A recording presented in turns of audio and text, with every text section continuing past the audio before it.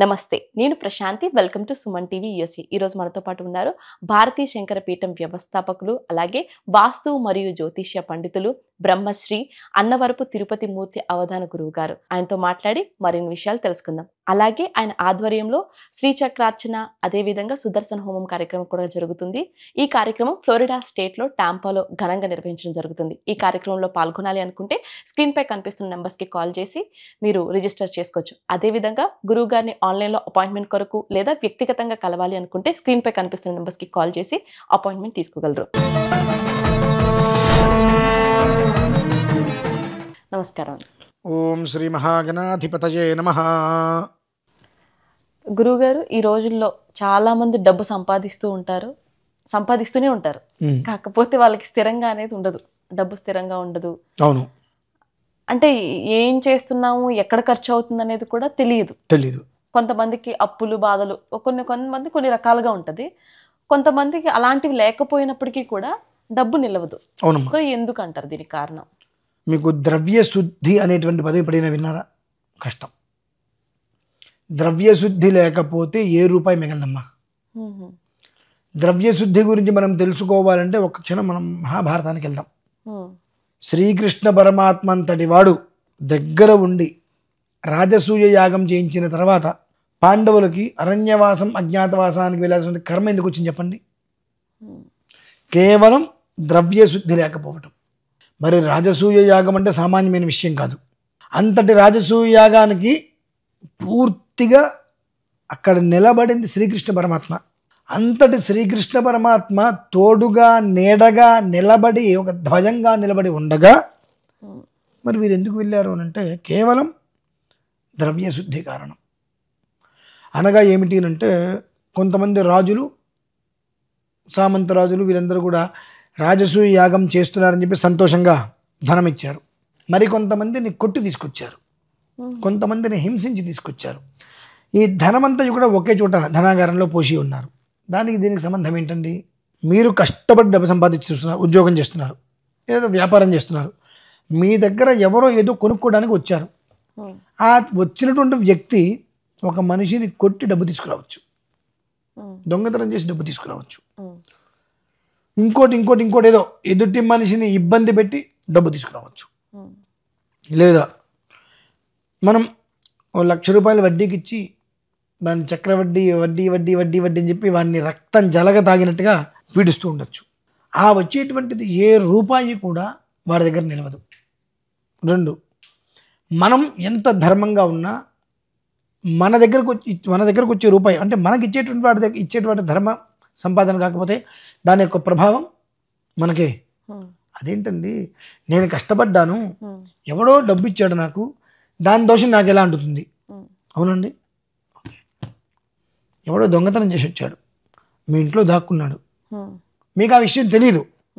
వాడిని వెంబడించుకుంటూ వచ్చిన పోలీసులు తలుపు కొడితే వాడు లోపల ఉన్నాడు. మీకు వాడికి ఎలాంటి సంబంధము లేదు, కానీ వాడితో పాటు మిమ్మల్ని కూడా తీసుకుపోతారుగా. ఎలాంటిది అంటే మనం ఎంత కష్టపడ్డా మన దగ్గరకు వచ్చేటువంటి రూపాయి కనుక ద్రవ్య శుద్ధి లేకపోతే అది మన దగ్గర నిలబడదు. నిలబడాలి అని అంటే ఒకటి, వచ్చే ప్రతి రూపాయిలో 10 పైసలు 15 పైసలు పక్కన పెట్టే మంది కాదు.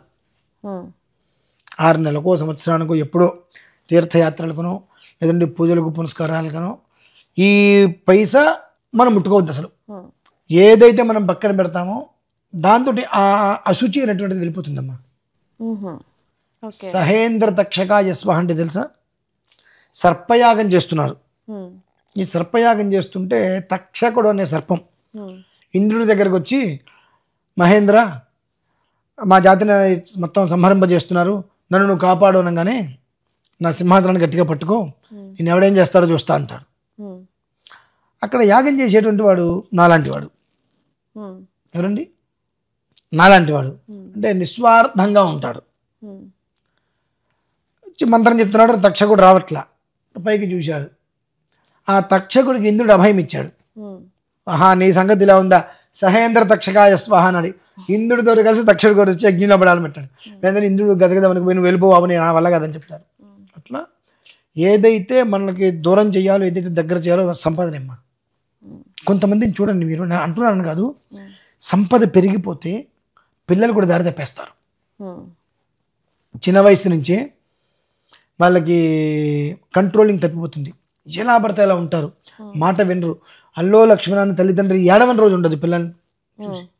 ఎందుకని అంటే నువ్వు ఎంత కష్టపడి సంపాదించినా ఆ సంపాదనలో ద్రవ్యశుద్ధి లేకపోవడం వలన అది ఏ రకమైన ధనం నీ ఇంటికి వచ్చిందో ఆ బుద్ధులు నీ పిల్లలకి పుట్టించింది. ఓకే. దాన్ని అనుసరించి పిల్లలు అలా తయారవుతూ ఉంటారు. కొంతమందికి అనేక వ్యాధులు వస్తూ ఉంటాయి, అనేక రకాలుగా తెల్లవారితే హాస్పిటల్ పరిగెడుతూ ఉంటారు. ఎక్కడో తీసుకొచ్చిన డబ్బంతా హాస్పిటల్ పాలవుతూ ఉంటుంది. ఏంటి అంటే ఇటువంటిదేమ్మా. ఇటువంటివి జరగకుండా ఉండాలి ముందనుకుంటే నువ్వు సంపాదించే ప్రతి రూపాయలు 15 పైసలు నాది కాదు. ఎంత నీకు వచ్చినా ఈ 15% నాది కాదు, జీతంలో పక్కన పడే. దాంతో నువ్వు దేవతారాధన చేసుకో. దాదాపుగా 50% నిలుస్తారు. అంటే ఆ డబ్బుతో టెంపుల్స్కి వెళ్ళడాలు కానీ, ఇంట్లో ఏదైనా పూజలు చేయించుకోవడము, ఏదైనా దేవాలయాలకి వెళ్ళి రావడం, అక్కడ పూజలకి పునస్కారాలకి 10 మందికి ప్రసాదానికి, అటువంటిది మీరు ఖర్చు పెడితే అలా క్రమేపీ ఆ దోషం మొత్తం దొరికిపోతుంది. మిగిలినటువంటి రూపాయి ఏదైతే ఉంటుందో 100లో మీరు 15 రూపాయలు తీసేశారు. ఈ 85 రూపాయలు అనేటువంటిది కుటుంబానికి చక్కటి వృద్ధి తీసుకొస్తుందమ్మా.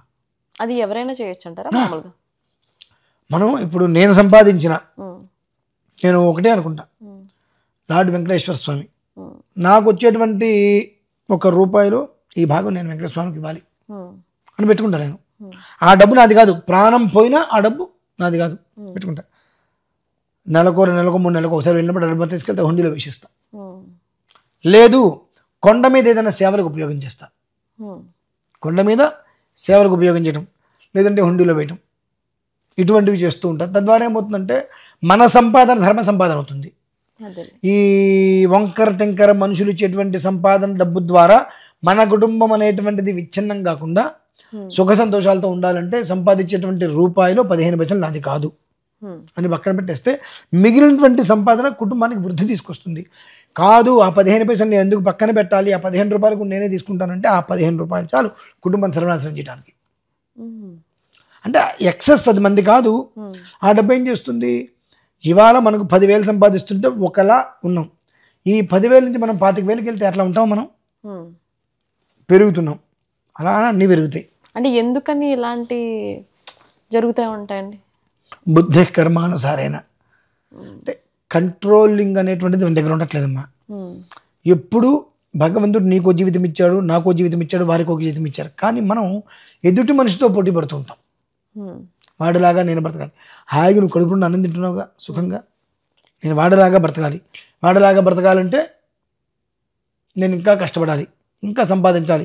కాబట్టి 1 రూపాయి వస్తువులు 10 రూపాయలకు అమ్ముకోవటము, నాసిరకం ఏదో చేసిన సంపాదించేస్తా. ఆ డబ్బు కుటుంబానికి పెడితే కుటుంబం అనర్థాలు పాలవకుండా సుఖంగా ఉంటుందండి. అంతే.